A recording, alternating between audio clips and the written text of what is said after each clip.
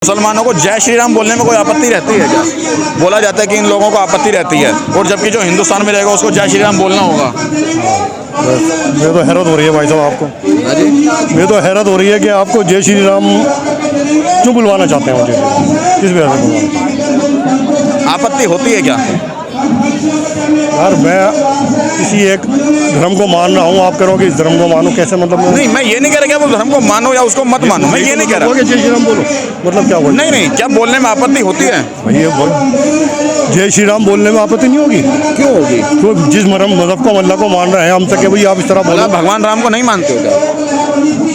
राम को नहीं मानते हो?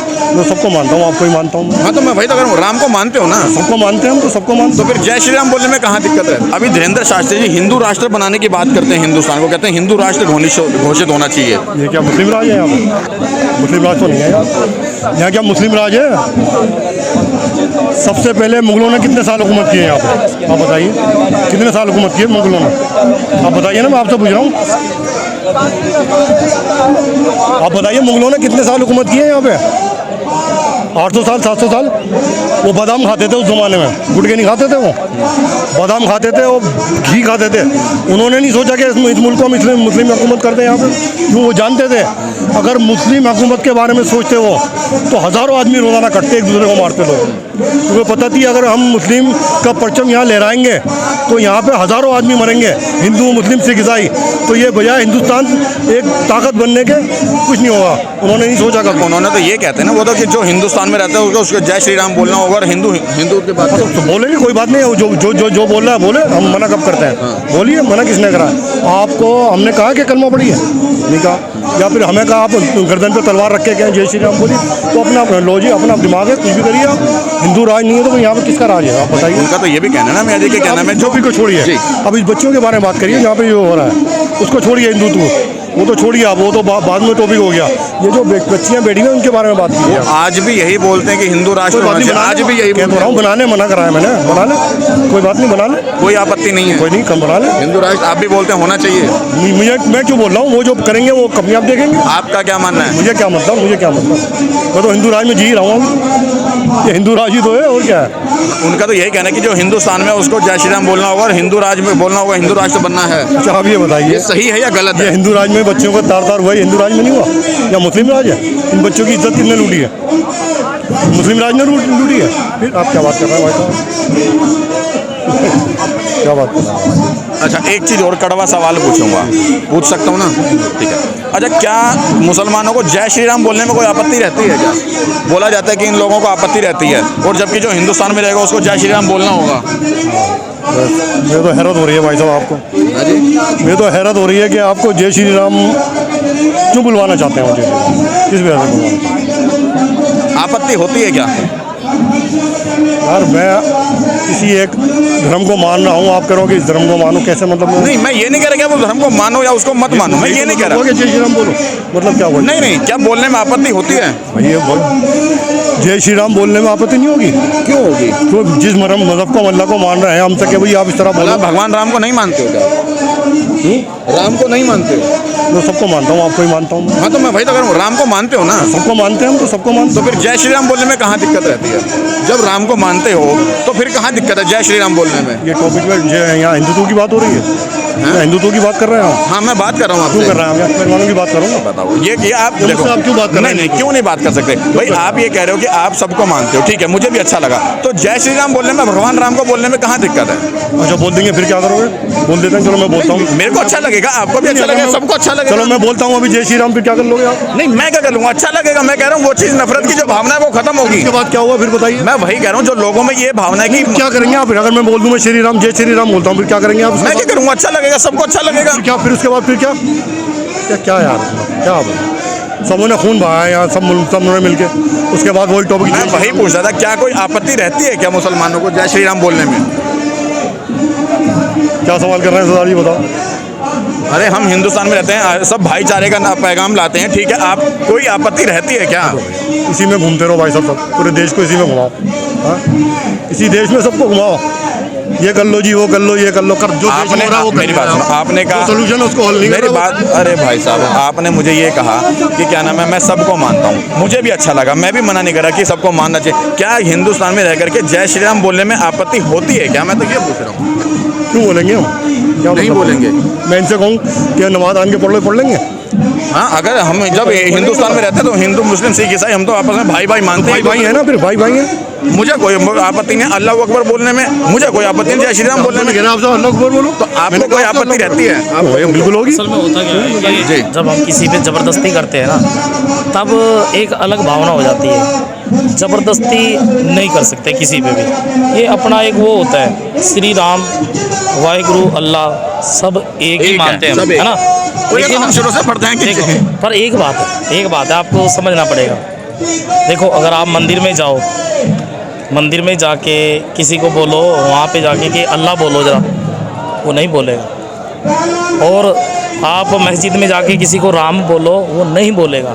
ये हमारी दुनिया का पहले से ही रहा है, ठीक है, हमारे संस्कृति का। ठीक है, हम बोल देते हैं, भाव में बोल देते हैं कि सारे एक हैं, लेकिन जो धर्म के हिसाब कहीं से ना कहीं लड़वाया तो हमें इन्हीं टॉपिक के ऊपर जाता है। हाँ, हमें इन्हीं चीज़ों को लेकर के बांटा जाता है। और जबकि सच ये है कि शायद हमारे अंदर अभी भी हमारे अंदर कोई द्वेष भावना नहीं है, लेकिन ये पैदा की जाती है की जबरदस्ती। जाती है, राजनीतिक लोगों से ये भावना पैदा की जाती है। मैं आपकी बात सुन रहा था अभी, क्योंकि मुझे आप नहीं लगता मुल्ला जी को इनको पूछ कोई, रहे थे। मुझे नहीं लगता कि इनको कोई आपत्ति है या मुझे कोई आपत्ति है, लेकिन आपत्ति कुछ एक लोगों को है जो इसी चीज को लेकर लड़वाया जाता है। चक्कर आपत्ति क्या नहीं है होता ना है, हमें। आज मुल्ला जी पे आप श्री राम बुलवा लो, तो इन्हीं के धर्म के लोग ये कहेंगे कि मुल्ला जी ने तो किसी अभाव में कहा होगा। देखो, क्या आप तो अंदर से देखो, जब अगर इनकी कुरान में भी ये लिखा है कि अल्लाह सारा, हमारे उसमें लिखा हुआ है, मैं आपको बता देता हूँ क्या लिखा है। अव्वल अल्लाह नूर उपाया, कुदरत के सब बंदे, एक नूर ते सब जग उपजिया, कौन भले को मंदे, है ना। एक ही नूर से सारी दुनिया का होता है। जब नीचे आते हैं हमारे धर्म चेंज किए जाते हैं, ठीक है। जब एक बच्चा पैदा होता है, आप एक चीज़ बताइए, आज मैं आपको एक आज लेटेस्ट न्यूज़ बताने जा रहा हूँ, इसको आप भले ही इतना काट लेना। बच्चा पैदा होता है, आप मुझे बताइए वो किस धर्म का पैदा होता है? जो हमारे 4 धर्म हैं, आप मुल्ला जी भी खड़े हैं, आप भी मुझे लगता है कि हिंदू धर्म से बिलोंग करते होंगे, मैं सिख धर्म से बिलोंग करता हूँ। मैं आपको तीनों को ही मैं भी पूछना चाहता हूँ, आप मुझे ये बता दीजिए आज कि क्या आप बता सकते हो बच्चा जो पैदा होता है वो उस टाइम उसका धर्म क्या होता है?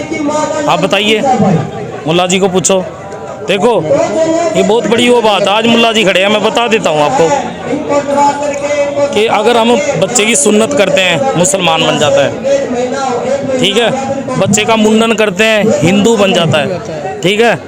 और एक सरदार है जिसका कुछ भी काटने का अधिकार नहीं है ना, तो आज हमें लोग कहते हैं ये हम बाल नहीं काटते, हम शरीर के किसी भी अंग के बाल नहीं काटते हैं, ठीक है। तो बच्चा अगर आप लगाओ तो फिर तो वो सरदार ही पैदा हुआ है ना।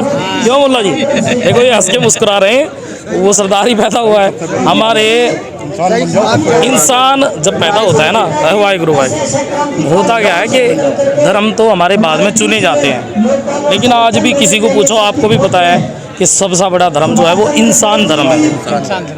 देखो, जिस आज अगर हम किसी को कह देते हैं, एक हमारी भाषा में पंजाबी में कहते हैं, जब कोई गलत काम करता है ना कि बंदा बन जा, बंदे का पुत्र बन जा, है ना, होता तो है, ऑलरेडी है, लेकिन वो बंदे वाले काम नहीं कर रहा है, इसका मतलब वो बंदे इंसान नहीं है ना। मैं मुसलमान भाइयों को देखता हूँ, वो अगर ईमान के पक्के हैं, हमारी गुरबानी में इनके बारे में बाबा शेख फरीद की बाणी दर्ज है गुरु ग्रंथ साहब में, है ना। उन्होंने कहा पंजे वक्त निवाज गुजारे ता मुसलमान का आइए, है ना जी।